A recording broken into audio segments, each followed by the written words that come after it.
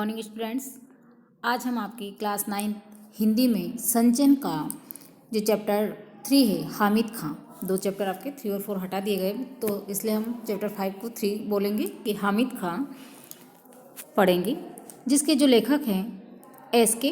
पोटेकाट। SK. पोटेकाट जो हैं वो मलयालम के प्रसिद्ध कथाकार। एस.के. पोटेकाट का पूरा नाम शंकरनकुट्टी पोटेकाट था। उनका जन्म 14 मार्च 1913 में कोझिकोड मतलब कालीकट में हुआ। इन्हें साहित्य अकादमी में ज्ञानपीठ पुरस्कार से सम्मानित किया गया। इनकी कहानियों का अनुवाद विश्व की कई भाषाओं में हुआ और इनकी जो मुख्य कृतियां हैं वो प्रेम शिशु, विषकन्या या विषकन्या एवं मूढ़बड़म है। इन्होंने हामिद खां पाठ में बड़ी सजगता से हिंदू और मुसलमान दोनों के हृदयों को धड़कती हुई सहृदयता, मतलब चाहे हमारा धर्म अलग हो पर दोनों के बीच में जो सहृदयता होती है उसको मतलब उनकी भावनाओं को दर्शाया है। इसमें लेखक की भावनाएं हामिद खां की भावनाओं के साथ एकाकार हुई है कि किस तरह से दोनों की आत्मीयता में एक संबंध जुड़ा और वह आत्मिक संबंध का वर्णन लेखक ने अपने इस पाठ में किया है। हम पाठ को पढ़ते हैं। तक्षशिला पाकिस्तान में आगजनी, मतलब तक्षशिला कहाँ है? पाकिस्तान में। और वहाँ आगजनी मतलब आग लगने की खबर जब लेखक सुनता है तो समाचार पत्र की ये खबर पढ़ते ही मुझे हामिद खां याद आया। लेखक को कौन याद आया? हामिद खां। हामिद खां के ऊपर ही इन्होंने पूरा पाठ लिखा है। मैंने भगवान से विनती की कि हे भगवान, मेरे हामिद खां की दुकान को इस आगजनी से बचा लेना। मतलब लेखक अपनी एक घटना में बताता है कि जैसे ही पेपर में पढ़ा है कि पाकिस्तान के तक्षशिला में आग लगी है तो सबसे पहले लेखक को हामिद खां का ख्याल आया और उन्होंने ईश्वर से प्रार्थना की कि हे प्रभु, हामिद खां की दुकान को बचा लेना। अभी सेकंड पैराग्राफ देखिए। अभी 2 साल पहले ही तो बीते हैं, तब मैं तक्षशिला के पौराणिक खंडहर देखने गया था। मतलब तक्षशिला में जो पुराने खंडहर होते हैं वो देखने गए थे लेखक। एक और कड़कड़ाती धूप, दूसरी ओर भूख और प्यास से मारे बुरा हाल हो रहा था। उस समय की स्थिति का वर्णन करते हुए लेखक बताते हैं कि बहुत तेज़ धूप लग रही थी और मैं भूख प्यास से व्याकुल था। रेलवे स्टेशन के करीब पौन मील की दूरी पर बसे एक गांव की ओर निकल पड़ा। मतलब रेलवे स्टेशन से करीब पौन मील दूरी पर वो एक गाँव की ओर निकल गए। हस्तरेखाओं के समान फैली गलियों से भरा तंग बाजार, मतलब जैसे हाथ में रेखाएं आड़ी तिरछी होती हैं इस तरह ही बाजार में कई गलियां इस तरह से थी। जहां कहीं नज़र पड़ी धुआं, मच्छर और गंदगी से भरी जगह दिखी। मतलब सब तरफ गंदगी दिख रही थी। कहीं कहीं तो सड़े हुए चमड़े की बदबू ने स्वागत किया। मतलब जो चमड़ा सड़ जाता है उससे जो बदबू आती है ऐसी कहीं जगह दिखी। लंबे कद के पठान अपनी सहज अलमस्त चाल में चलते नजर आ रहे थे।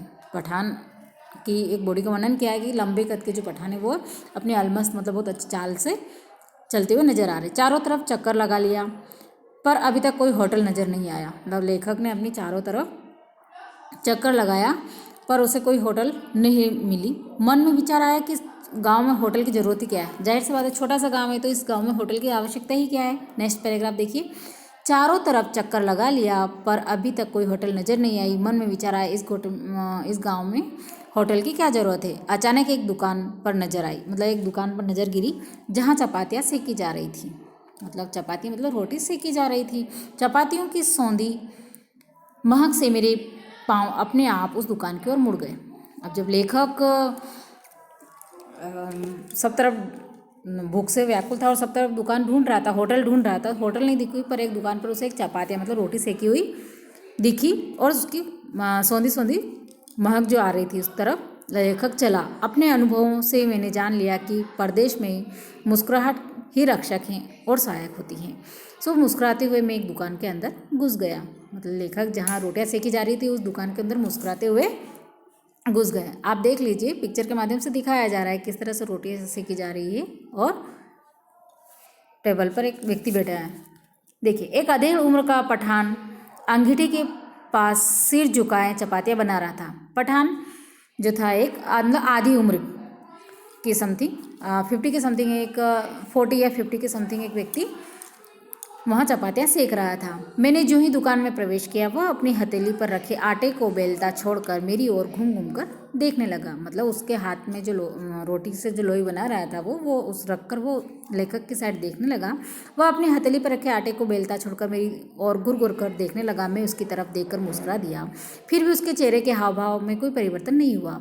वह बेपरवाही के साथ तीखी नज़र से मुझे निहार रहा था। मतलब जो रोटी सेक रहा था उसने मुस्कुराहट नहीं दी, वो तीखी नज़रों से लेखक के सामने देख रहा था और उसने कोई हाव भाव नहीं दिया। खाने को कुछ मिलेगा? मैंने धीमी आवाज़ से उसे पूछा। लेखक ने उसको पूछा कि खाने के लिए कुछ मिलेगा? चपाती और सालन है, यहाँ बैठ जाइए। क्या बोला उसने? कि चपाती और सालन है। उसने एक बेंच की तरफ इशारा करते हुए कहा, मतलब दूसरी बेंच पे जो खाना खाता हो तो उधर इशारा करते हुए कहा। मैं बेंच पर बैठकर रुमाल से हवा करने लगा। आप देख रहे हैं पिक्चर में कि रुमाल से हवा की जा रही, लेखक बैठा हुआ है और दूसरी तरफ कोई और बैठा हुआ है और एक व्यक्ति चपाती मतलब लोई बना रहा है। मैं बेंच पर बैठकर रुमाल से हवा करने लगा। मैंने दुकान के भीतर झांककर देखा। बेतरबीती से लिपा हुआ आंगन, धूल से सनी दीवारें, एक कोने में खाट पड़ी हुई थी जिस पर एक दड़ियल मतलब एक दाढ़ी वाला बुड्ढा गंदे तकिए पर कोहनी टेके हुए हक्का पी रहा था। आप देख पा रहे हैं पिक्चर के माध्यम से कि किस तरह से एक बूढ़ा दाढ़ी वाला व्यक्ति हक्का पी रहा है। हुक्के की गुड़गुड़ाहट में उसने अपने आप को ही नहीं बल्कि सारे जहान को भुला दिया। मतलब उसको कोई मतलब नहीं था कौन आ रहा है, क्या बात चल रही है, वो उसमें मस्त था। भाईजान, आप कहाँ के रहने वाले हैं? किसने पूछा? चपाती को अंगारों पर रखते हुए उस अधेड़ उम्र के पठान ने पूछा। मतलब जो रोटी सेक रहा था उसने पूछा कि भाईजान आप कहाँ के रहने वाले हैं? मालाबार के। लेखक ने क्या बोला? मालाबार के। मैंने जवाब दिया, लेखक ने जवाब दिया। उसने ये नाम नहीं सुना था। आधे को हाथ मतलब आटे को हाथ में लेकर गोलाकार बनाते हुए पूछा, ये हिंदुस्तान में ही है ना? तो लेखक ने बोला, हाँ, भारत की दक्षिणी ओर, मद्रास के आगे। क्या आप हिंदू हैं?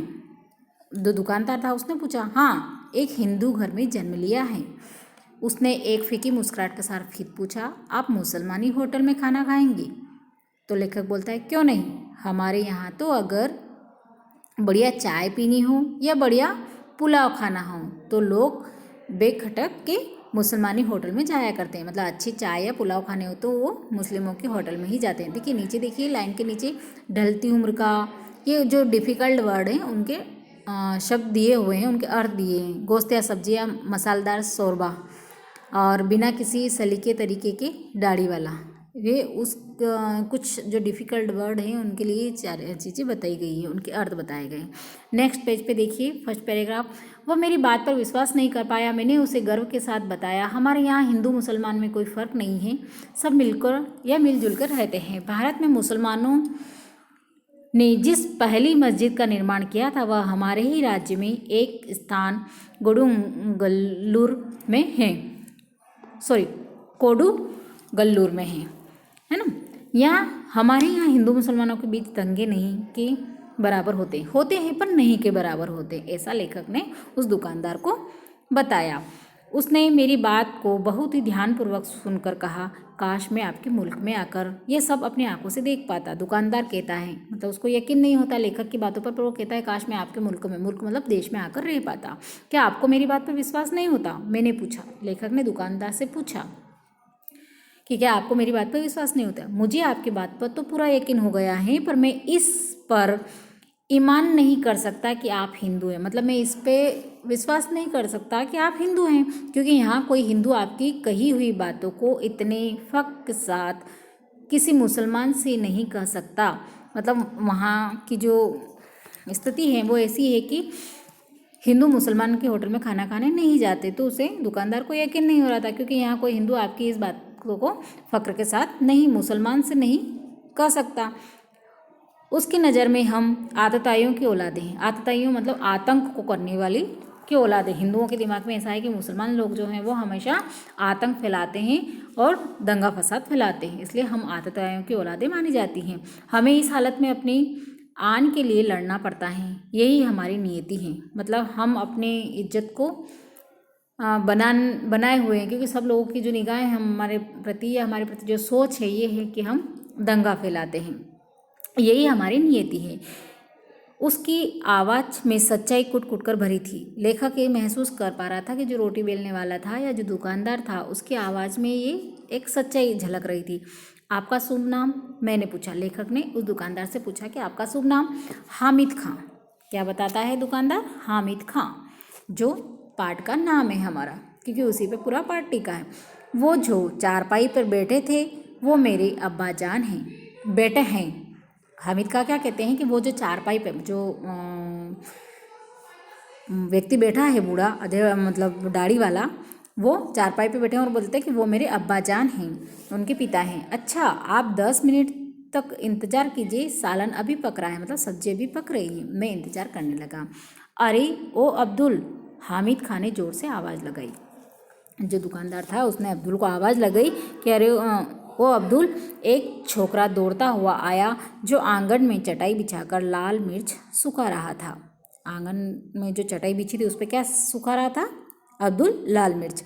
हामिद ने पश्तो भाषा में उसे कुछ आदेश दिया, मतलब अपनी पश्तो भाषा में कुछ उसे बोला, ऑर्डर किया। वह दुकान के पिछवाड़े की तरफ भागा। भाईजान, जालिमों की इस दुनिया में शैतान भी लुक छिप कर चलता है। किसी पर धौंस जमाकर या मजबूर करके हम प्यार मोल नहीं ले सकते। आप ईमान से मोहब्बत के नाते मेरे होटल में खाना खाने आए हैं। ऐसी ईमानदारी और मोहब्बत का असर मेरे दिल में क्यों न पड़े? अगर हिंदू और मुसलमान ईमान से आपस में मोहब्बत करते तो कितना अच्छा होता। धीमे स्वर में बोलते हुए अंगूठी से आखिरी चपाती उतारकर खड़ा हो गया। मतलब जो दुकानदार है, जो हामिद खां है, वो लेखक को बताता है कि हिंदू मुस्लिम क्यों नहीं आपस में प्यार के साथ रहते, क्यों दंगा करते हैं। मतलब अपने दिल की इच्छा या मन के विचार जो हैं वो लेखक के सामने बोलता है और आखिरी चपाती उतारता है। अब देखिए नेक्स्ट पैराग्राफ। जो छोकरा पिछवाड़े की तरफ गया था उसने एक थाली में चावल लाकर सामने रख दिया। हामिद खान ने 3-4 चपातियाँ उसमें रख दी, फिर लोहे की तश्करी में सालन परोसा। छोकरा साफ पानी से भरा एक कटोरा मेज पर रखकर चला गया। मैंने बड़े चाव से भरपेट खाना खाया। इस तरह का एक उन्होंने किस तरह से चावल परोसे गए, चपाती परोसी गई, पानी भरा गया, इस तरह से लेखक ने खाना खाया। फिर लेखक पूछता है कितने पैसे हुए? जेब में हाथ डालते हुए मैंने हामिद खान से पूछा। मुस्कुराते हुए हामिद खान ने हाथ पकड़ लिया और बोला, भाईजान माफ़ कीजिएगा, पैसा नहीं लूँगा, आप मेरे मेहमान हैं। देखिए कितनी बड़ी बात है, कोई परदेसी व्यक्ति जो दूसरे देश से आया है और हामिद खान लेखक से पैसे नहीं लेते हैं। बोले नहीं, आप मेरे यहाँ मेहमान हैं। मेहमान नवाजी की बात अलग है, एक दुकानदार के नाते आपको खाने के पैसे लेने पड़ेंगे। लेखक बोलता है, आपको मेरी मोहब्बत की कसम। लेखक हामिद खान से कहता है। 1 रुपये के नोट को मैंने हामिद खान की ओर बढ़ाया। वह सकुचा रहा था। उसने वह रुपया लेकर फिर मेरे हाथ में रख दिया। कितने? 1 रुपये का नोट बढ़ाते हुए हामिद खान को दिया, पर वो उसके हाथ पर रख देते। फिर क्या बोला जाता है? भाईजान, मैंने खाने के पैसे आपसे ले लिए। कितने रुपए लिए खाने के? 1 रुपये। मगर मैं चाहता हूँ कि यह आप ही के हाथों में रहे। मतलब हाथ में से पैसे लेके वापस लेखक को दे दिए, आप ही के हाथों में रहे। आप जब पहुँचे तो किसी मुसलमानी होटल में जाकर इस पैसे से पुलाव खाएं। मतलब जैसे ही लेखक बताता ना कि हमारे हिंदुस्तान में तो अच्छी पुलाव और चाय पीने के लिए हम मुसलमानी होटल में जाते हैं, तो क्या बोलता है कि जब भी आप किसी मुसलमानी होटल में पुलाव खाने जाएँ तो ये 1 रुपया वहाँ दे देना। मुसलमानी होटल में जाकर इस पैसे को पुलाव खाएँ तो तक्षशिला के भाई हामिद खां को याद करें। मतलब जब भी पुलाव खाएं तो मुझे याद करें, ऐसा हामिद खान लेखक से कहते हैं। वहाँ से लौटकर मैं तक्षशिला के खंडोरों की तरफ चला आया। उसके बाद मैंने फिर कभी हामिद खां को नहीं देखा, पर हामिद खां की वह आवाज़, उसके साथ बिताए क्षणों की यादें आज भी ताज़ा हैं। लेखक अपने विचारों का वर्णन या स्मृति का वर्णन करते हुए बताते हैं। उसकी वह मुस्कान आज भी मेरे दिल में बसी है। तक्षशिला के सांप्रदायिक दंगों की चिंगारियों की आग से हामिद और उसकी वह दुकान जिसने मुझे भूखे को दोपहर में छाया और खाना देकर मेरी क्षुधा को तृप्त किया था, मतलब भूख प्यास को संतुष्ट किया था, बची रही मैं ये प्रार्थना, मतलब मैं यही प्रार्थना कि अब भी कर रहा हूँ। मतलब यहाँ लेखक क्या प्रार्थना कर रहे हैं, जब तक्षशिला में आग जाने की खबर सुनी तो लेखक को पूरा वृत्तांत याद आया कि तक्षशिला में कैसे मैं हामिद खां की दुकान में गया और हामिद खां ने पैसे नहीं लिए और उनको मेहमान के वजह उनका स्वागत किया और अपनी आत्मीयता का संबंध, हिंदू मुस्लिम के प्रेम का संबंध बताया। तो लेखक क्या बोलता है कि मैं मतलब यही प्रार्थना करता हूँ कि हामिद खां की दुकान उस आग जाने की खबर से, मतलब जो खबर मिली है उस आग से हामिद खां की दुकान बचे और हामिद खां सुरक्षित रहे। मैं यही प्रार्थना अब भी कर रहा हूँ। इस तरह से लेखक अपना पूरा मतलब अपनी यादें, स्मृति अपनी पूरी बताते हुए लिखते हैं हामिद खां के ऊपर। ठीक है, तो आप इस चैप्टर को पूरा पढ़ें और समझें। ओके।